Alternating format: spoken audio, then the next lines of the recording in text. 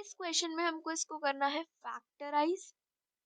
अब इनमें तो कोई एक ऐसी टर्म नहीं है जो कि चारों में ही कॉमन हो, लेकिन मुझको यहाँ पे दिख रहा है बी सी वाली टर्म, यहाँ पे मेरे को बी स्क्वायर वाली और यहाँ पे सी स्क्वायर वाली टर्म दिख रही है। तो ये कुछ हमारे आइडेंटिटी जैसा बन रहा है। हमने दो आइडेंटिटीज इस टाइप की पढ़ी हैं, एक है x square plus y square plus 2xy और दूसरी है x square plus y square minus 2xy। यहाँ पर हमारी हर टर्म का जो साइन है वो पॉजिटिव है, लेकिन यहाँ पे हर टर्म का साइन पॉजिटिव नहीं है, तो ये वाली आइडेंटिटी हम नहीं यूज करेंगे। यहाँ पर हमारे पास जो 2xy वाली टर्म है उसका साइन है नेगेटिव, लेकिन यहाँ पर ये पॉजिटिव है और इन दोनों का साइन हमारा पॉजिटिव है और यहाँ पर ये दोनों नेगेटिव है। तो अगर मैं इस पूरे में से माइनस साइन को कॉमन ले लूंगी तो ये इस टाइप का ही बन जाएगा।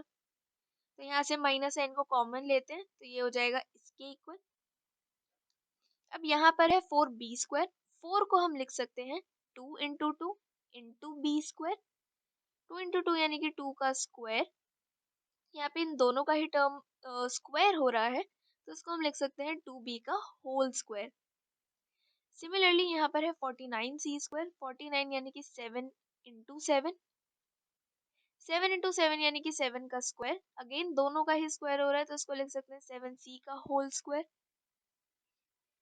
यहाँ पर हमारे पास है 28bc। 28 का हम एलसीएम लेंगे तो ये हमारा 2 से जाएगा। 2 1 जा 2, 2 4 जा 8, अगेन 2 से जाएगा। 2 7 जा होता है 14। अब ये हमारा जाएगा 7 से। 7 1 जा 7, तो यानी कि इसको हम लिख सकते हैं 2 into two into 7 into B into सी।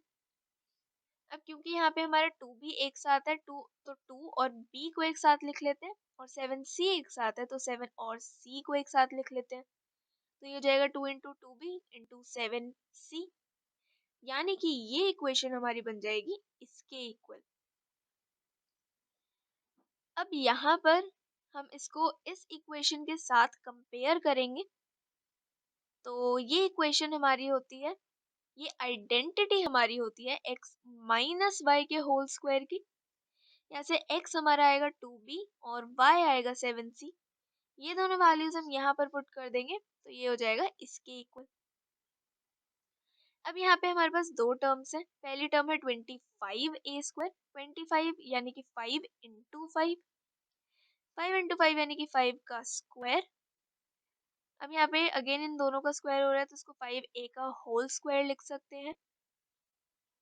तो यहाँ पे अब इन दोनों का ही स्क्वायर हो रहा है, यानी x और y टाइप की दो टर्म्स हैं जिनका स्क्वायर हो रहा है और ये हो रहे हैं सब्ट्रैक्ट।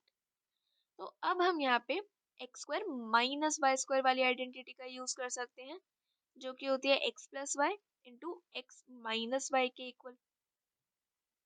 x हमारा यहाँ से आ जाएगा 5a और y हमारा आ जाएगा 2b माइनस 7c।